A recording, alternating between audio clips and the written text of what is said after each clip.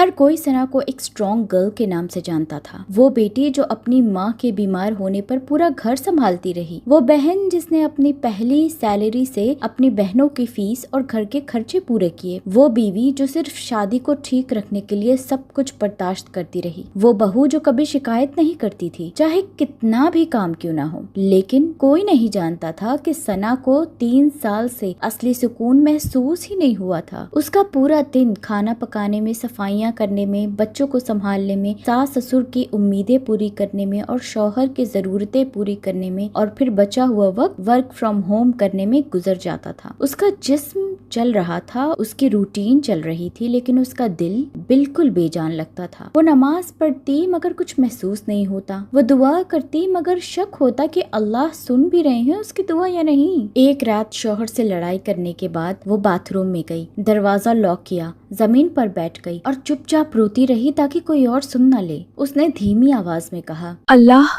مجھے سمجھ نہیں آ رہا میں اتنی بری کیوں بن گئی ہوں۔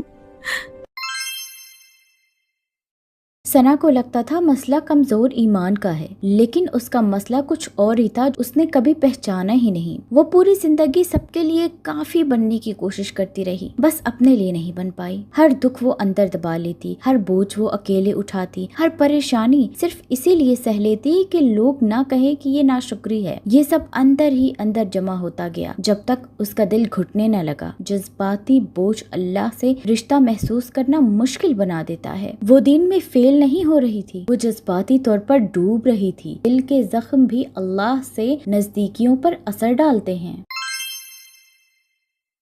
ایک رات انسٹاگرام دیکھتے ہوئے اس نے ایک اسلامک سائیکالوجسٹ کا پوسٹ دیکھا جسے وہ 2 سال سے فالو کر رہی تھی۔ ثنا اس پر پورا بھروسہ کرتی تھی، اس کے ہر لفظ ثنا کو لگتا تھا جیسے اس کے دل کی بات کر دی گئی ہو۔ اسلامک سائیکالوجسٹ ان ٹاپکس پر پوسٹ ڈالتی تھی جیسے تھکن، چھپا ہوا درد، چھپے ہوئے جذبات، ماں ہونے کی تھکن، شادی کی تھکن اور وہ خاموش جنگ جو مسلم عورتیں لڑتی رہتی ہیں۔ اس رات اسلامک سائیکالوجسٹ نے لکھا، کبھی کبھی دل کو زیادہ دینی دباؤ کی ضرورت نہیں ہوتی، اسے پہلے جذباتی شفا چاہیے ہوتی ہے تاکہ وہ فطری طور پر اللہ کی طرف لوٹ سکے۔ یہ پڑھ کر ثنا جم سی گئی۔ کئی سالوں بعد اس نے محسوس کیا کہ کوئی اس کو سمجھتا ہے۔ اسلامک سائیکالوجسٹ نے روحانی جرنل نکالا تھا جس میں دل کو ہلکے کرنے والے سوال، اپنی حالات پر سوچنے کا وقت، دین کی باتیں اور روزانہ کے چھوٹے کام تھے۔ ثنا نے فوراً آرڈر کر لیا۔ اس نے خود سے کہا، اگر اب کچھ نہ کیا تو میں خود کو کھو دوں گی۔